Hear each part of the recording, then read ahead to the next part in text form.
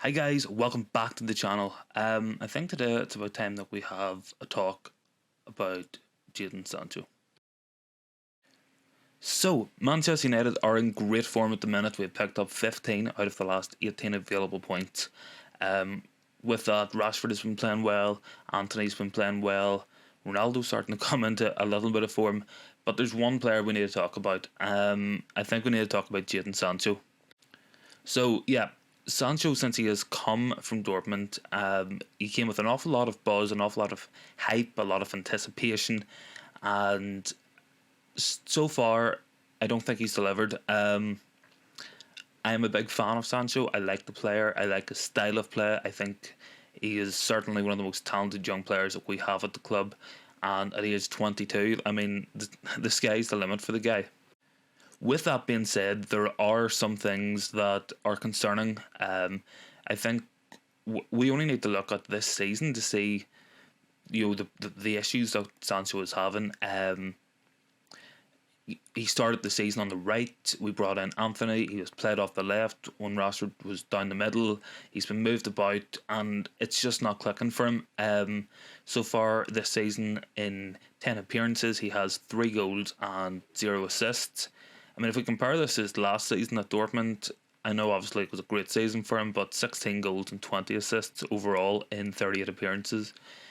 I'm not expecting Sancho to be putting up those numbers in the Premier League. I do think there is a quality gap between Bundesliga and Premier League, and I think that it has kind of inflated the numbers. But I think it's worth noting with Sancho, I think there's a couple of reasons why it's just not working out for him at the minute. So the first reason, and perhaps the most important reason why it's not working out with Sancho, is at Dortmund during his final season and throughout his time there, he had consistent partners both at fullback behind him and at centre forward for him to link up with. He usually played on the right. He had Hakimi behind him, and he had Erling Haaland to link up with. At United, there's a big discrepancy in quality. Dalot has been good, I guess, but he's not at Hakimi's level. Haaland obviously is fantastic, and Martial hasn't been at his level, and Ronaldo hasn't been at the level Haaland had shown at Dortmund at United. I think that's fair enough to say. But what is the problem really with Sancho is whenever he had Hakimi, he had somebody who was able to overlap, underlap. He had an option to play off there. Whenever he first came to United, he was playing with Aaron Wan-Bissaka. Aaron Wan-Bissaka is many things, but as good as Hakimi on the ball is certainly not one of them. Obviously, playing with Martial is good for Sancho. We've seen it in pre-season, and we've seen glimpses of it this season. But it's the same problem with Martial. It's always his fitness. It's never a question about his ability. He just can't seem to stay fit long enough. And I think that Sancho has suffered as a result from it. I think a lot of the comparisons with Marcus Rashford and Sancho are a bit unfounded. Rashford is a player who doesn't necessarily need players around him to link up with. He can take it on himself.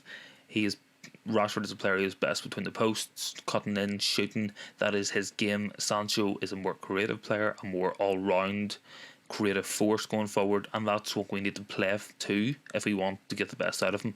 I think certainly whenever we look at the discrepancies between Sancho's last season at Dortmund and this season at United, we can see one of the key issues that's preventing Sancho from playing as well as he can, and that's his involvement just in general with the attack. During his last season at Dortmund, he averaged 2.6 key passes per game as compared to 1 key pass per game this season.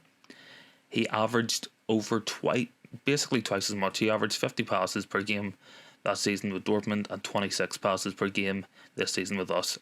His shots per game, he's averaging 2 more shots per game at Dortmund than what he is this season with us, and as well he is completing 3 dribbles per game as opposed to 1 dribble per game with us this season.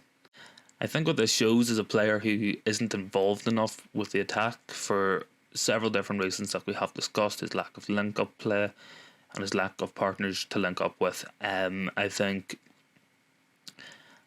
think just because Sancho is a wide player, there was an expectation of him coming in that he'd be able to beat a man, run past him, exploit the space, hit teams on the break, but that's not really Sancho's game. And I think that our team at the minute isn't set up to get the best out of him. I think as the Ten Hag system progresses, and the more Ten Hag's philosophy is implanted onto our team, the more we're going to see out of Jadon Sancho. Furthermore, looking at these stats, it really does benefit. It really does point out to Sancho having a lot more involvement in Dortmund, being dispossessed. But yeah, I mean, if we look at Ten Hag's Ajax teams, for instance, he's always had wide creators. He's had the likes of Dusan Tadic, and I think Sancho could fulfill a similar role at United. But yeah, I mean, whenever he has a consistent system for him to thrive in, players for him to play off, create space, and create chances, which is it's what Sancho thrives on. He thrives on playing the ball, finding the space, finding his man, beating somebody on the dribble, turning in the box in close spaces. He's an excellent exploiter of space, and I think the more that we adapt into Ten Hag's system, the more we're going to get out of Jadon Sancho. And I don't think that as the season will progress, it'll come to much of a surprise that Sancho will start playing better and better. One of the key reasons why he might be feeling like he lacks confidence, that he doesn't have the belief in his game that he used to have, is the European Championship final. I think missing that penalty might have had a bigger impact on Sancho than what many of us would acknowledge. I think it was an absolutely ridiculous decision by Gareth Southgate to bring Sancho on, just to take a penalty, because whenever he missed, the guy's confidence is in tatters. And yeah, I mean, at the current rate of going, Sancho won't be going to the World Cup. It might be a good thing for him. At the minute, Foden will be ahead of him, Saka will be ahead of him, Marcus Rashford will be ahead of him, James Maddison, Jack Grealish will probably be ahead of him because Southgate picks him regardless.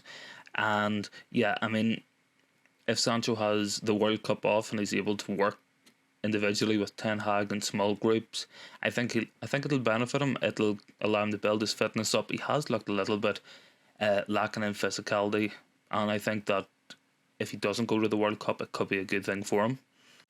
But yeah, I mean, that's really it with Sancho. I think for a guy of his ability, he is playing within himself. He hasn't been good enough this season.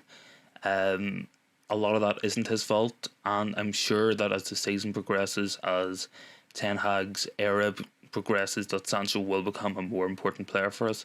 I think in terms of this season, I think if he can start to stamp his authority more in games, get more involved, we want to see more passes from him.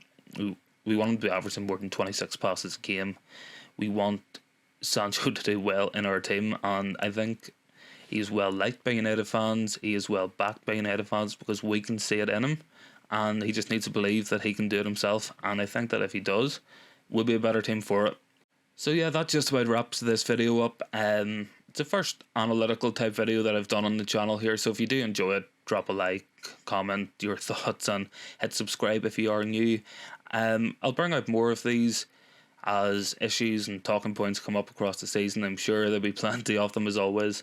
One thing, keep an eye out tonight. Jim Ratcliffe is allegedly talking to Financial Times, and one of the topics of conversation is his desire to buy a football club, which might be Manchester United. So if anything does become of that, of course I will post on here in due course and across other socials, so make sure to keep up to date with that. As always, thanks for watching, and we'll see you in the next one.